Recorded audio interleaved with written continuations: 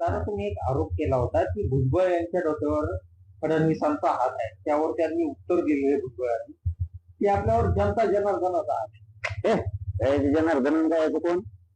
जनता नाही, जनार्दन नाही, तुकाराम नाही, कोणीच नाही, एकनाथ नाही, कोणी नाही, कोणी नाही, कोणी नाही. तो ह्या डोक्यावर पापाचा हात आहे. आता पापाचा घडा भरलेला तो, कारण तो इतकं पाप केलंय गोरगरीब ओबीसीच्या, गोरगरीब मराठ्यांच्या, दलित मुस्लिमांच्या मध्ये नुसते हमेशा वाद लावले. त्याच्यामुळे तो इतका तुला लय भोगावं लागणार आहे. आणखी तू थांब जरा बघ, आता सुरुवात झाली.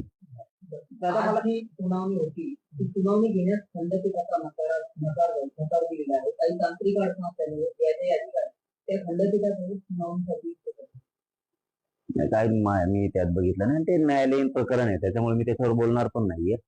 आणि काय ऑर्डर झाली काय नाही ती पण आपण बघितली, आणखीन हातात पण आली नाही ती ऑर्डर.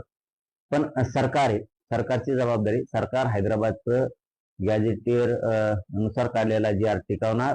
मराठे आरक्षणात जाणार, पुण्याचा बाप आडवा येऊ दे, मराठे जाणार. फक्त मराठ्यांनी नवीन जी आर नुसार अर्ज दाखल करणं गरजेचं. हे सगळ्या मराठ्यांनी आपण आपल्या गावाच्या जवळ असलेल्या तालुक्यात मोठी बाजारपेठ असली तर तिथं सेतू केंद्र आहे, तिथून स्थानिक चौकशी अहवाल आणावं.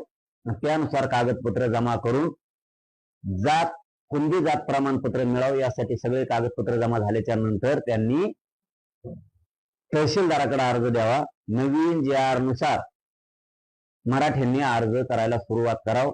त्यांच्या कुळात कोणाकडे कोणती प्रमाणपत्र असलं, समान आडनाव असणाऱ्या बांधवांकडे असलं तर त्यांनी त्यांचं शपथपत्र घेऊन अर्ज दाखल करावं. मराठ्यांच्या लोकांनी आरक्षणापासून वंचित राहू नये.